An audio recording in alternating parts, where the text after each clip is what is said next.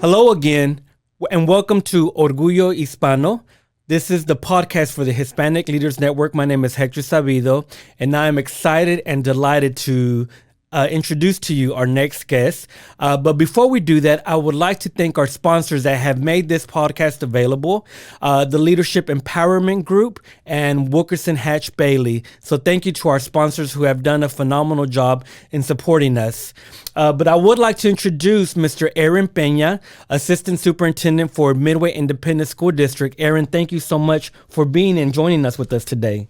Well, thank you for having me. I'm glad to be here. Hey, Aaron, I appreciate you being here today, especially during Hispanic Heritage Month, because I think you work in the field where probably growing up, you and I didn't have too many educators or administrators that looked like you and I, or maybe spoke the language that we did. And so to see people like you that are accomplished, educated, and that are just really making major moves, I have to say, man, that we are very proud of you and that you do a phenomenal job of representing Hispanics or Latinos very well. And so I know sometimes people might say, well, I don't represent everyone, but you know, I will say that there is such a pride when we see each other really being successful in life. And so I want to get to know a little bit about you and your upbringing. And so if you don't mind introducing us and to our listeners to who Aaron Pena is. Sure, absolutely. I have, well, I'll start with kind of the current Aaron Pena and go back to the beginning. I have a beautiful wife, Patricia Pena. The better half, right? My better half, yes. Patricia Avila Pena. And just great family on that side of the family. Three beautiful girls, Isabella, Gabriela, and Mia, to have graduated from Midway. Hey, we have a Mia also, so yeah, that's awesome. Man, it's a great name. And my youngest, Mia, is still a Midway junior right now at Midway High School. But as for me, I was born in San Antonio, Texas. Okay. And my family, I consider myself Mexican American, and I know our titles change. Our titles changed, don't they? We've seen the transition from Chicano to Latino to Tejano to more recently Latinx. Yeah, I don't know. I don't know if I'm too excited about it. I still consider myself Latino. You know. Good. But yeah, so born in San Antonio. My parents, my dad was also born in. Actually, he was born in Brownsville, but lived primarily in San Antonio. And his parents were also born in Texas. Okay. And I remember growing up, I didn't realize that. I always assumed they were from Mexico, and they spoke primarily Spanish. But as it turns out, my dad's side of the family came from just down in the valley, the Brownsville, Matamoros area. Okay. Yeah. They were actually born on the Texas side. And my great-grandparents, it's kind of unknown. Like, were they really from Mexico? Or were they really from Texas? Because apparently back then, the border really wasn't, as a separation as it is today. Sure. And so it's kind of interesting. So I'm possibly third generation, possibly fourth generation. Who knows? Texan, yeah. Yeah, Texan. And then on my mom's side, my mom she was born in Texas, in San Antonio. Grandparents on my mom's side, my grandfather was born in Monterrey, and my grandmother, some small town out a couple hundred miles from Mexico City, and I don't even remember the name. Sure. But growing up, I started out in San Antonio, Hispanic neighborhood, there on the west side of San Antonio. People who know San Antonio is down Culebra Street somewhere, and really great childhood. Went to, started out in elementary school. Everybody looked like me. San Antonio, inner city, all Hispanic. My teachers, I remember it was a Mr. Mata, Mrs. Rodriguez, and then. So that's interesting, Aaron. So you actually did have teachers that looked like you. So yes, that's awesome. I think that's awesome because I think you we are realizing that us maybe growing up didn't have that opportunity, but I guess in San Antonio it would be different because the majority of people that live there are Hispanics or Latinos. Absolutely, and even back then, and I think it really is situational. It depends where you happen to be, at a certain time period. Because same goes for people in the Valley or people in El Paso, and for me in San Antonio, some of the areas in Houston. But then my family moved when I was in second grade to a little town. It's not so little anymore, but Bastrop, Texas, which is outside of Austin, a few miles outside of Austin. It's changed now, but then it was primarily white. And so I remember walking into my second grade class and seeing a sea of white kids. And it went fine, and I did fine. And of course, my first language was English, so that definitely helped. But it was a bit of a culture shock. So all my friends were white for those years, my teachers. And, it's amazing how kids really are chameleons, and I just adapted, I adjusted, and I just became part of the white culture in a sense. And fast forward a few years, we then moved again when I was an eighth grader, getting ready to enter high school. And we moved to inner city Houston, and specifically Second Ward. Wow. We call it the East End, and all Hispanic once again. And that was yet a culture shock for me, again, but in reverse. That is interesting. So explain that a little bit. Like, what do you mean by in reverse? Well, I going from the Houston culture where I was to this Bastrop culture at the time we're very from Hispanic to then a white culture. And I kind of adopted, I guess, this kind of white culture, I guess, for myself in a lot of ways. Again, just out of the circumstance. My friends were all, from white background, and all of their parents, their friends, my teachers, everybody. And then when I moved to Houston, it really switched. And goodness, I don't know if I had any white friends anymore when I got to those schools, in particular there in Houston ISD. And I remember walking into Ed.D. Middle School, and because from where I came from, it was a very strict dress code. You had to have your hair cut a certain way. Absolutely no facial hair. And I walk in and I see some guys with ponytails, long hair. I remember seeing almost look like grown men, right? Like grown men. And I remember in eighth grade seeing a couple of guys with tattoos. Oh wow. Some facial hair, and it was very different for me. Wow. Not bad different, but just different. I remember walking in, I was wearing penny loafers, and I thought to myself, I'm going to have to change a few things, about myself. And then went to high school there in inner city Houston, Stephen F. Austin High School, right near the University of Houston Central Campus, and had a great experience, but very different. And then guess what, Hector? Another culture shock. I went to Baylor after I So now you're going back. So then I went back. And really that's kind of been the pattern of my life for these decades. And I wouldn't trade it for the world, because I have gotten to really understand and respect different cultures. Absolutely. I absolutely love my culture, my heritage being, from Mexican-American descent, but Texan, Tejano. Right. But there are so many other cultures too that deserve my respect as well. Sure. So is Baylor what brought you to Waco eventually? It is. Okay. It brought me to Waco initially, and my wife, Patricia, she and I met in high school, so we've known each other for years and years. And I went off to Baylor after high school, and we were just friends, and she went to Houston Baptist, stayed there in the Houston area, and we started dating when we were both freshmen in college. And I was at Baylor and lured her to end up transferring to Baylor. Oh wow! Financially, wasn't the best decision, but every other way, it was a win-win, decision. right? Absolutely.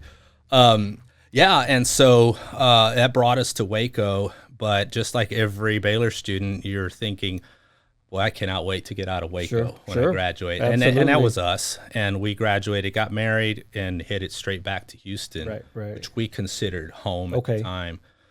But, through a series of circumstances, we came to realize that Waco is an awesome place to raise a family. There's so much going for it. We like the size. And we also were interested in a church here in Waco, Antioch Community Church. And for a little while, I thought I might even go into the ministry. Oh, wow. I did. I actually went to Southwestern Seminary for a year and studied Greek. Took some classes. I was a youth pastor while also remaining in education. But, God has a way of kind of aligning our path, and I just realized that education was where I could make a difference. And so we came back for a job. I became an assistant principal in Waco ISD at University High School. Go Trojans. Once a Trojan, always a Trojan, that's right. As they say. And fantastic place, wonderful people. I was mentored by another Hispanic gentleman. He's no longer in the area, but Mr. Correa, Nolan Correa, owe so much to him. He taught me a lot. And so Waco is just the right place, the Waco area, for our young family. So now after your upbringing and hearing you go through various culture shocks, like going from San Antonio to Bastrop to Houston, and then to Baylor, what do you think attributed, or let me ask you this first, in each of those transitions, did you ever feel like you were out of place there, or did you ever feel like, man, I don't belong here? What was that experience like? I did, actually, in each of those transitions. Probably in the younger years, it wasn't quite so much. And I really do think that the younger kids are just the more adaptive they are. They're just they can just get used to things. As you get older, you notice your differences, even if they're little. Right. But they become more obvious. Absolutely. And so I think in each of those transitions, it was pretty tough. Coming from Bastrop to the inner city Houston schools was tough for me. But that semester as an 8th grader was rough, and I was homesick. I was involved in everything back in Bastrop. Band, baseball, football. I mean, just the whole deal. I was in the honors classes. I had my life planned. Right. For a kid. Anyway. at that young age. Yeah. When I got to this other school, I didn't want to do anything. I was like, this isn't my school. These aren't my people. And so I kind of went through that. Completely. I felt out of place. And then that went away when I got into high school. I grew up a little bit and got involved and had tons and tons of friends, and it was great. Then I felt kind of the same when I came to Baylor a little bit. It wasn't maybe so outright, I guess, but I missed the culture. I missed the Hispanic culture. And funny thing, when my wife and I started dating that first year, I started going home to visit her. But man, it was refreshing. And every weekend we would go out looking for dances. And I don't. Back in those days, of course, Selena. Everybody knows Selena now, but back then, only we knew Selena. And Mas and La Mafia and all the big Tejano artists. All those guys. Man, we would go find them. And we'd go dance, and man, I would just come alive. I felt like this is where I belong. Even though I was getting a great education, I loved Baylor. But I think for me, it was helpful to kind of go back and re-immerse myself in what I knew and what was my culture and my background. Well, it's interesting you mentioned that about Baylor, because I even think when we were both there, and I know we were there at different times, but we were both there, probably the Hispanic or Latino population, well, not probably, it was a lot lower than what you see it is now. And personally, like I've loved the initiatives that the university has taken to bring in not only more Hispanics or Latinos to the university, but just people of color in general. Because I remember when I was there was only one Latino organization for the entire school, and now there's 7 or 8 of them. And so I've enjoyed seeing that growth as Baylor University has flourished and has grown, and their efforts to really become more inclusive as a school. And so was your experience like that also when you were at the university? Like you were probably one of the few in your classroom, if not the only Latino. Absolutely. And so that's what drew you to go back home and just get a taste of home on the weekends. It did. And when my wife transferred, she kind of went through similar kind of, because her upbringing was Houston through and through, like forever. Sure. She didn't have those experiences that I did. And so for her, Baylor was a big shock as well. And so I helped her kind of navigate that. But I remember when we were there those years, the Hispanic people would sort of find each other, you know? Right. You just, that old saying, birds of a feather flock together. Right. And we'd congregate at the sub. yeah, you'd find each other. And of course, I had other friends I had Asian friends and white friends and African-American friends. But, you know, there's just something about getting together with people who get you, you know, they get your background, they understand it. Right. Exactly. You know, like after a while, everybody acts like your cousins, you know, like you go way back. Right. And I think that's something unique about our culture exactly. that I really admire. It's that familia, like, you know, we take care of each other. We look out for each other. And so I completely agree with you, Aaron. Now, we'll tell you the first time that I remember really meeting you, we did a panel discussion at Baylor University speaking, and we were invited to a classroom to talk about Latinos and Hispanics. And I don't know if you recall this, but, you know, I'm originally from Waco.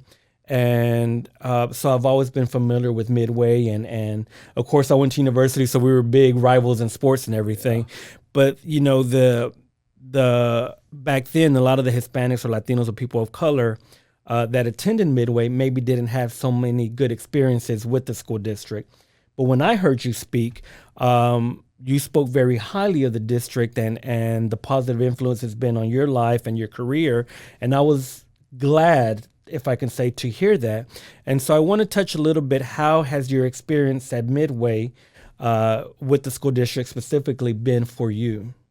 Wow. You know, I moved to the Midway district 12 years ago, I guess. It's going on 13.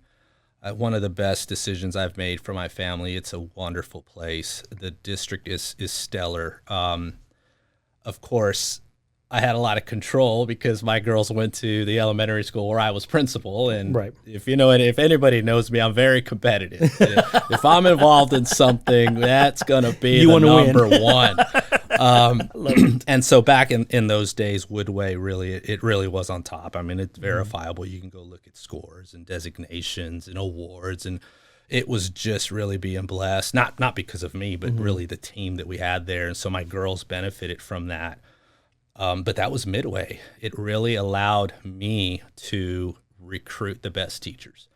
It allowed me and our team to get almost as much family involvement as we wanted, which was fantastic. Because prior to that, I was a principal in Waco, and there are challenges when you're in an inner city school. There are challenges that being in the suburban schools, you just never will fully understand unless you've experienced it. Right. And so I recognized that I was in a very blessed place, but we also have poor students in Midway. We've got our fastest growing population percentage-wise is our Hispanic population. And things are changing a little bit now. Midway's an interesting place when you look at our growth. It had been the white population, African-American population had been declining percentage-wise, not numbers, but percentage-wise, because the Hispanic population was growing. And things have kind of evened out for all of the larger populations. But I wanted to make a difference for all kids. awesome. And in a place like Midway, you really can do that. You've got your rich kids, you've got your poor kids, you've got everybody in the middle, you've got different ethnicities, and I really like making a difference for all kids. Of course, Hispanic kids as well, but really every kid deserves the best teachers we can find, and that's what we're trying to build at Midway. It's getting tough though, Hector. It's getting harder to find teachers, not only for us, not only for Waco in this area, but gosh, all over the state in Texas and the U.S. even. I'm glad you brought that up because I do want to talk about that. With you being in the education realm, we've heard, especially since the pandemic or, towards the latter part of the height of the pandemic, that many teachers have either decided to retire or maybe change careers, just the stress of the job. And so obviously, I think we all know how important public education is and to have quality teachers there. What do you foresee, if you can, like if you had to look in your crystal ball, what do you foresee the public education system looking like, not only here locally, but like you said, nationally? Do you see teachers coming back, and what changes do you might foresee coming as well? Whoa, Hector, that's a loaded question. I know, I'm sorry, buddy. So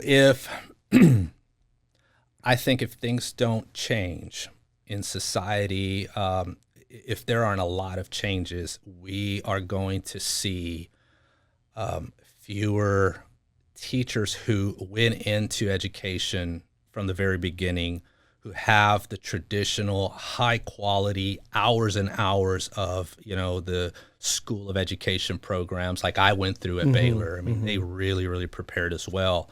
Wonderful. And even with that preparation, when you go into your first classroom, you realize that this is a tough job. Right. Do I really know what I'm doing? Right. And so I think what's going to end up happening, and it's going to happen, I guess, at a greater rate in the inner city schools, in the hard to fill positions in schools, you're going to have a lot of non-teachers entering the classroom to try to become teachers, and they're going to have to do a lot of on-the-job learning and training. It's going to be tough for them. It's going to be tough for kids. It's going to be tough for schools. The things that need to change are the pay. Pay has to go up. We, in school districts, have to find ways to acquire the funding so that we can give our teachers higher raises. This 2% increase isn't sustainable if we want to, like you said, bring people back into the profession. So that has to happen. But then also, and this is probably the even greater challenge, for a lot of teachers, it's a hostile work environment. A lot of teachers get the job has always been hard. Teaching is always tough, and getting kids to learn. When you get kids who are behind, you get kids who are discipline problems, and then you have parents who are fighting you as a teacher for expecting more out of a student, for getting onto a kid, for misbehaving, for bullying, for this or that. But then you have to deal with the parent harassing a teacher.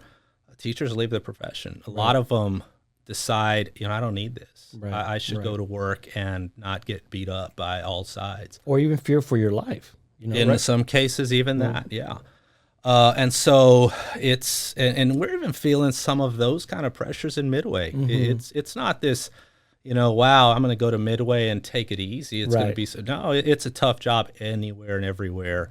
And so that's a tall order. We've got to, the Hispanic population, I remember growing up, goodness, man, if my parents got a phone call from the school and they said that, you were acting little Aaron was acting like a knucklehead, I was going to get it at home too. We knew that, right? Absolutely. We knew that. There was no, but what was the other kid doing? Right. Oh, but what did you do, teacher, to make my kid feel this way? Correct. Or why did you make my kid feel I mean, it sounds silly when I say it, Hector, but parents these days, and even our own Hispanic community, not everybody, but they take the other approach that we didn't grow up with, and the teachers who taught us didn't have to deal with. So it's getting tough. You know what?